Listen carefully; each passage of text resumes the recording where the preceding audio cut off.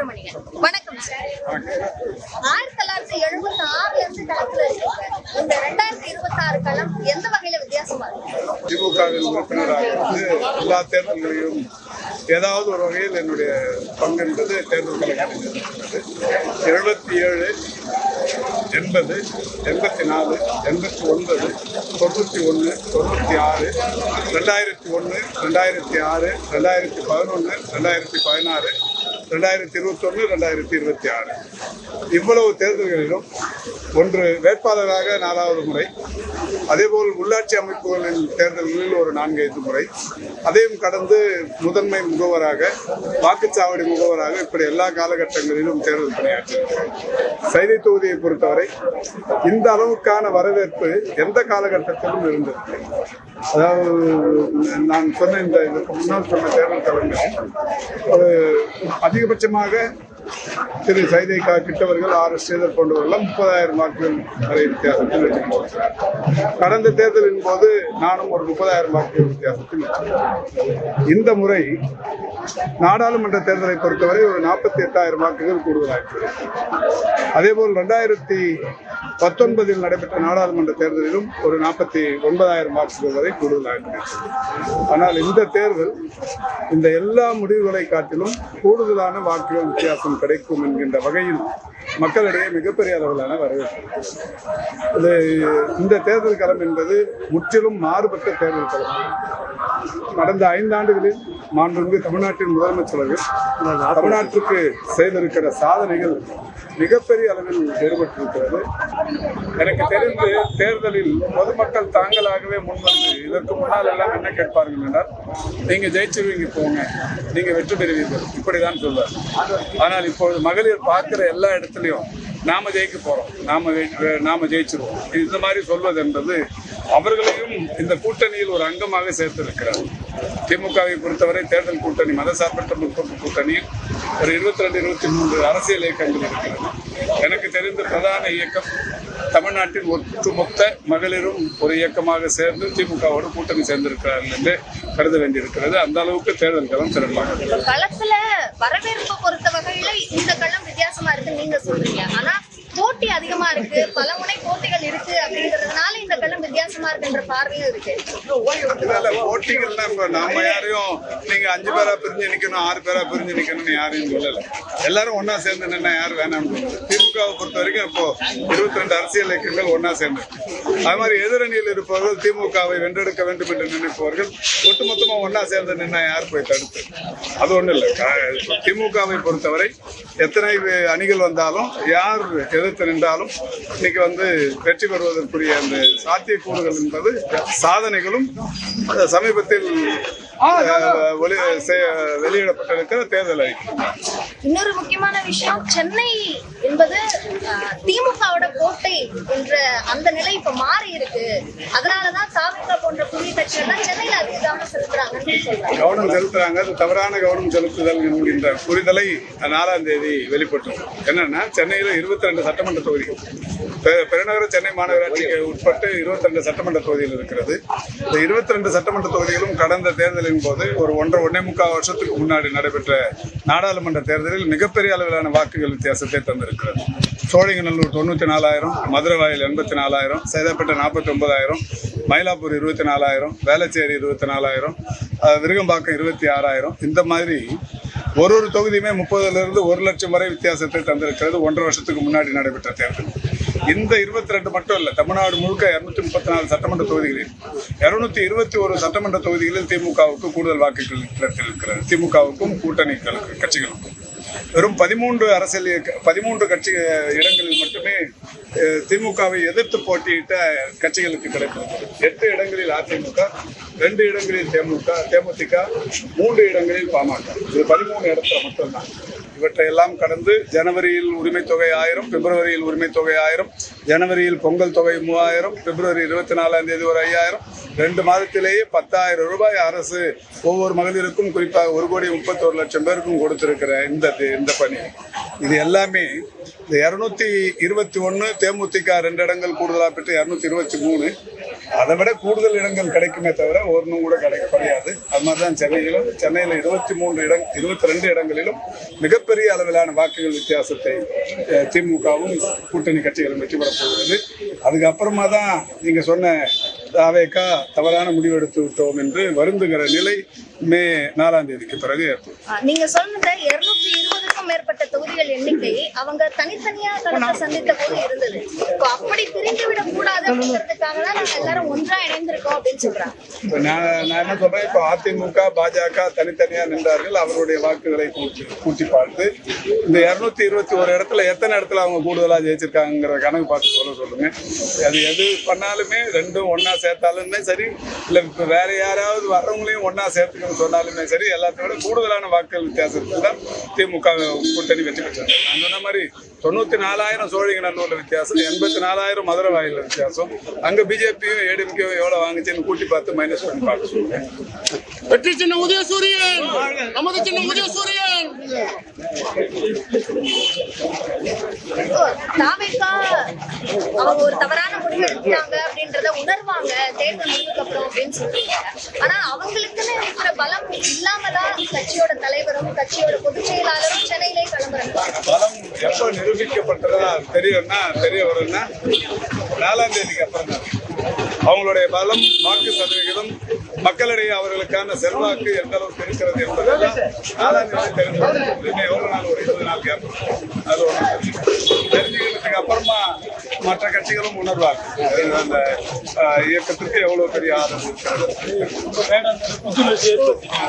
திமுகவுக்கு எதிரான ஆன்டி இன்கிரிமென்சி அப்படிங்கிற விஷயங்களை களத்துல வந்து பெருந்தளவுல எடுத்துக்கிட்டாங்க பாஜகவும் சரி தாவேகாவும் சரி. அப்போ திமுகவோட எதிர்ப்பு வாக்குகளை கன்சாலிடேட் பண்றதுக்கான முயற்சிகள் இருக்காங்க. எனக்கு தெரிந்து அதிமுக கூட்டணியில் இருக்கிற முக்கிய தலைவர்களே என்னிடத்தில் ஒருவர் உரையாற்றுகிற போது சொன்னது, இதுவரை அரசியல் வரலாற்றில் ஆன்டி இன்கம்பன்சி இல்லாத ஒரு தேர்தல்னா இந்த தேர்தல் தான். ப்ரோ இன்கம்பன்சி என்கின்ற ஒரு மிகப்பெரிய அளவிலான மாற்றம் உருவாகி இருப்பதும் இந்த தேர்தல் தான் என்று சொல்லியிருக்கிறார்கள். உங்கள் பேட்டி ஒளிபரப்பானதற்கு பிறகு யார் சொன்னார்கள் என்பது அவர்களுக்கு தெரியும். அந்த அளவுக்கு இது ஆன்டி இன்கம்பன்சிங்கிறது. நாங்கள் ரோட்ல நடந்து போறப்ப ஒரு 100 பேரை சந்திக்கிறோன்னா நீங்க கூட வாங்க. இந்த 100 பேர்ல யாராவது ஒருத்தர் இந்த ஆட்சிக்கு எதிரான மனநிலையில் இருப்பவர்கள் எதிர்கருத்துக்களை சொன்னாங்கன்னா ஆன்டி இன்கம்பன்சி இருக்குதுன்னு எடுத்துக்கலாம். இங்க மட்டும் இல்லை, இப்ப நான் வந்து மதுரை வாயில ஒரு நாள் முழுக்க ஓட்டு கேட்டேன், விருகம்பாக்கத்துல ஒரு நாள் முழுக்க ஓட்டு கேட்டேன், நாளைக்கு வேலைச்சேரில் ஒரு நாள் முழுக்க ஓட்டு கேட்க போறேன். சைதாப்பேட்டையில இந்த கேப் இருக்கிற நேரத்துல சைதாப்பேட்டையில ஓட்டு கேட்டுருக்கிறேன். இப்ப அங்கேயும் ஓட்டு கேட்டு வந்துருக்கிறேன். எந்த தொகுதியிலும் ஒரே ஒரு இடத்துல கூட ஆன்டி இன்கம்பன்சி என்ற வார்த்தைக்கு அர்த்தமே கிடையாது. அது வந்து தேர்தல் ரிசல்ட் அன்னைக்கு வெளியிடப்படும்.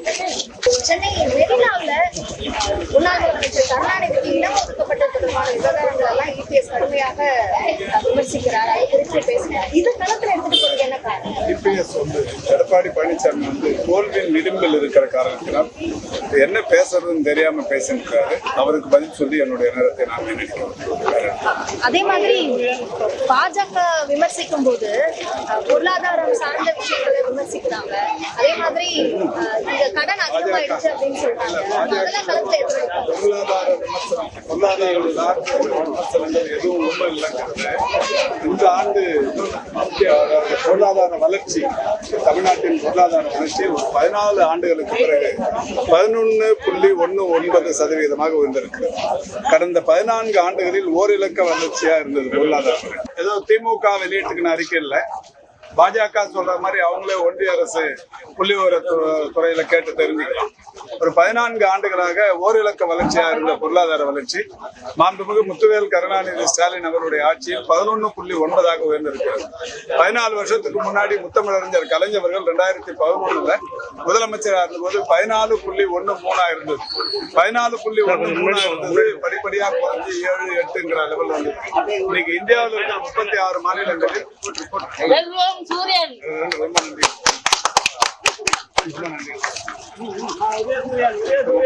மாநிலங்களில் திமுக வந்து இன்னைக்கு வந்து இந்த திமுக தலைமையிலான இந்த அரசு தான் 11.19% பொருளாதார வளர்ச்சியை பெற்றிருக்கிறது. இந்தியா முழுமைக்கும் திமுக அரசு செயல்படுத்துகிற திட்டங்களை தான் முன்மாதிரி திட்டங்களாக செயல்படுத்திக் கொண்டிருக்கிறார்கள். காலை உணவு திட்டத்தை இந்தியாவில் இருக்கிற பிற மாநிலங்கள் என்பதையும் தவிர்த்து கனடா, இலங்கை போன்ற வெளிநாடுகளும் செய்து வருகிறார். மகளிர் உரிமை தொகையை இப்போது எந்த கட்சியாக இருந்தாலும், நேஷனல் பார்ட்டிஸாக இருந்தாலும், ரீஜனல் பார்ட்டிஸாக இருந்தாலும் அவர்களுடைய தேர்தல் அறிக்கையில் இது சொல்லாமல் இருக்க முடியவில்லை. இப்படி உலகுக்கே திட்டங்களை தந்திருக்கிற அரசாக இந்த அரசு இருக்கிறது. இதை பொருளாதாரம் குறித்தான விமர்சனம் என்பது தேர்தலுக்காக அவர்கள் வைக்கப்படுகிற அந்த விமர்சனம் தானே தவிர, தேர்தல் அவங்களுக்கே தெரியும், அவங்க மனசாட்சிக்கே தெரியும் தமிழ்நாடு எந்த அளவுக்கு இன்றைக்கு பொருளாதார வளர்ச்சி பெற்றிருக்கிறது என்பதை தெரியும். இந்த அரசு கடன் தொகையை பெற்றிருக்கிறது என்றால் பாஜக ஆளுகிற ஒன்றிய அரசு எவ்வளவு லட்சம் கோடி கடன் தொகையை பெற்றிருக்கிறது என்கின்ற விவரங்களை அவர்கள் வெளியிட்டு விட்டு பேசுவது என்பது நல்லது. இப்ப 23 கட்சிகள் சேர்ந்து மெகா கூட்டணி அப்படின்னு சொல்றீங்க. ஆனா தொகுதி பங்கீட்டை பொறுத்த வரைக்கும் அந்த கூட்டணியை விட இங்கதானே அதிகமான சலசலப்பு இருக்கு. சலசலப்புனா எந்த சலசலப்புன்றீங்க? கூட்டணின்னா உட்கார்ந்து பேசி அந்த கூட்டணி தர்மத்துக்கு ஏற்ற மாதிரி தொகுதிகளை பிரிச்சு இன்னைக்கு கிளம்ப பாருங்க. இந்த ஒரு தொகுதியில நடக்கிற ஒரு பரப்புரை நிகழ்ச்சி, கூட்டணியில் இருக்கிற 21 கட்சிகளை சேர்ந்த மாவட்ட தலைவர்கள் இருக்காங்க, 22 கட்சிகளை சேர்ந்த பகுதி தலைவர்கள் இருக்காங்க, அதனுடைய தொண்டர்கள் இருக்காங்க. இங்க மட்டுமே 500 பேர் அவங்க கட்சி கூட எடுத்துட்டு வராங்க. இதுதான் தேர்தல் ஒரு அறிகுறி. ஒரு ஒற்றுமையான கூட்டணி உலகில் எப்படி இருக்க வேண்டும் என்பதற்கு இந்த மதசார்பற்ற முற்போக்கு கூட்டணி ஒரு உதாரணங்கிறத இந்த ஒரு பிரச்சாரத்துல பார்த்தாவே உங்களுக்கு தெரிஞ்சுக்கலாம். சென்னையோட பலத்தை பார்க்கும்போது அதிமுகவும் முன்னாள் அமைச்சர்கள் பலரும் சென்னையிலே களம் இறக்கியிருக்காங்க. அப்ப அவங்க அவங்களுக்கு சவாலா இருக்க மாட்டாங்களா? நாம் தமிழர் கட்சி களத்துல வளரணும்னு சொல்றாங்க, அவங்க சவாலா இருக்க மாட்டாங்க? யாருக்கு சவாலா இருக்கிறாங்கிறது மே 4ஆம் தேதி தெரிய போகுது. விஜயை விட உதயநிதிக்கு தான் அதிகமா கூட்டம் கூடுது அப்படின்ற ஒரு கருத்து சொல்றீங்க. அது என்ன அடிப்படையில? இல்ல, கூட்டம்னா அவருடைய தேர்தல் பரப்புரையில லட்சக்கணக்கான பேர் வர்றாங்க. இவர் போனாலும் பாக்கிறதுக்கு வராங்க. இந்த கூட்டம் ஒரு அறிவுபூர்வமான கூட்டம். நெல்லுன்னா நிக்கிறாங்க, பேச்ச கேளுன்னா கேட்கறாங்க, போனா போறாங்க. ஆனா அங்க அப்படி இல்லை. தர்பூசி பணத்தை தூக்கி அவர் மேலேயே போடுறோம், அந்த வண்டிக்குள்ள போடுறோம். ஒரு சட்டமன்ற வேட்பாளர் சொல்றாரு 2034 இடங்கள்லயும் ஜெயிக் பண்றாரு. இதுதான் சொல்றாங்க. இது அறிவியல்பூர்வமான ஒரு இளைஞர்கள் கூட்டம். திமுகல உதயநிதி அவரை தொடர்ந்து வந்து கொண்டிருக்காரு. கூட்டம் கூடுவது வாக்குகளாக மாறாது அப்படின்னு அவரை விட இதற்கு அதிகமா கூட்டம் கூடுது. இது வாக்காளர்களாக வருகிற கூட்டம், வாக்கு போடுகிற எண்ணத்தோடு சேருகிற கூட்டம்.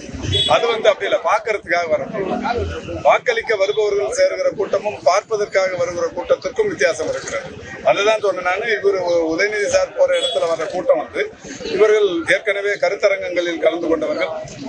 திமுக இளைஞரணியில ஒரு 30 லட்சம் உறுப்பினர்கள் இருக்காங்கன்னா 234 தொகுதியிலையும் அந்த இனம், மொழி, பண்பாடு, கலாச்சாரம் இது குறித்தான கருத்தரங்கங்கள் 234 தொகுதியிலே அவர் நடத்தியிருக்கிறார். பாசறை கூட்டங்கள் நடத்தியிருக்கிறார். பேச்சாளர்கள் ஒரு 100 பேர் உருவாக்கி தரணும் முதலமைச்சர் வைத்த வேண்டுகோளை ஏற்று இளைய சமுதாயத்தை சேர்ந்த 182 பேச்சாளர்களை உருவாக்கி இருக்கிறார். முழுக்க கல்லூரி மாணவர்கள், பள்ளி மாணவர்களை ஒரு 182 பேச்சாளர்களை இந்த ஒரு வருஷ காலத்திலே உருவாக்கி இருக்கிறார். இது அறிவுபூர்வமாக வளர்ந்து வருகிற இளைய சமுதாயம்.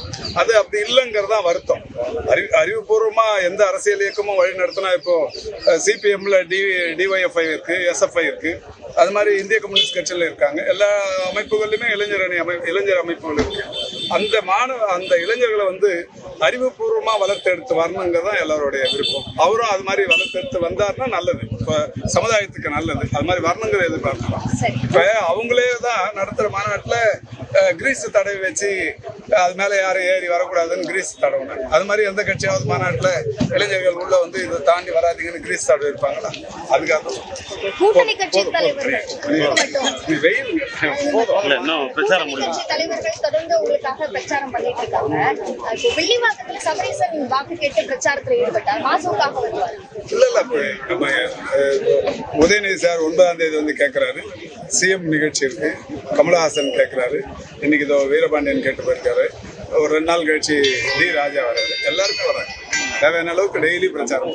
இறுதியாக ஒரே ஒரு உங்களுக்கு பிடித்தமான கேள்வி. வழக்கறிஞரா இருந்திருக்கீங்க, கவுன்சிலரா இருந்திருக்கீங்க, சேர்மனா இருக்கீங்க, மேயரா, எம்எல்ஏவா, மினிஸ்டரா, எது உங்களுக்கு சவாலா இருக்கு? எதுவுமே சவால் இல்லைங்க. மக்களுக்கு பணியாற்றணுங்கிற எண்ணத்தோடு இருக்கிறதால எனக்கு சவாலா எதுவும் தெரியல. கூட இது ஓட்டு கேட்கறது எல்லாருமே என்ன நினைப்பாங்க, இது ஒரு சவாலான வேலையா நினைப்பாங்க. நான் எனக்கு மனதுக்கு பிடித்த ஒரு வேலையா நினைச்சேன். எல்லாருமே ஏன் வாக்காளர்களை போய் ஒரு வேன்ல போய் சந்திக்கலாம், ஆட்டோல போய் சந்திக்கலாம். நான் டெய்லி 10 மணி நேரம் நடந்து சந்திக்கிறேன். அதுக்கு என்ன காரணம்னா நடக்கிறது எனக்கு பிடிக்குங்கிறதால இல்லை. ஒவ்வொரு வாக்காளரையும் தனித்தனியே அவர்களுடைய கரம் பற்றி வாக்கு கேட்கிற போது திமுகவுக்கும் தமிழகத்து வாக்காளர்களுக்குமான ஒரு இணைப்பு வலுப்படுத்த அது உதவுகிறது என்கின்ற காரணத்தினால் அவர்களுடைய கரங்களை பற்றுகிறோம். அவர்களும் திமுக மேல் இருக்கிற அபரீதமான ஆசையை வெளிப்படுத்துகிறார்கள். இந்த ஆட்சியில் நான் இந்த பலன் அடைஞ்சிருக்கிறேன், இந்த கட்சி எனக்கு இதை பண்ணியிருக்கு, இந்த தோழமை கட்சியை சேர்ந்த நண்பர்கள் நாங்கள் கூப்பிட்ட குரலுக்கு ஓடி வந்து பண்ணியிருக்கிறாங்கிற ஒரு விவரத்தை சொல்றாங்க. ஒரு சில இடங்கள்ல அவங்களுடைய நீட்ஸ் தேவைகளையும் சொல்றாங்க. இதை செஞ்சு கொடுக்கறதுக்கு வசதி வாய்ப்பு வசதி வரும்போது பண்ணி கொடுக்குறோம்னு சொல்றோம். இது உண்மையிலேயே இது பிடித்து பண்றோம். இது எங்களுக்கு கஷ்டமா நினைச்சு பண்ணல. இன்னைக்கு 10 மணி நேரம் நான் நடக்கிறேன்னா சாதாரணமானவர்களுக்கு இது கொஞ்சம் கஷ்டமா தெரியல, எனக்கு கஷ்டமா தெரியல. பிடித்து பண்ணுவதால் எனக்கு கஷ்டமாக இருக்கு. நேரத்திற்கும் கருத்து பகிர்வுக்கும் நன்றி.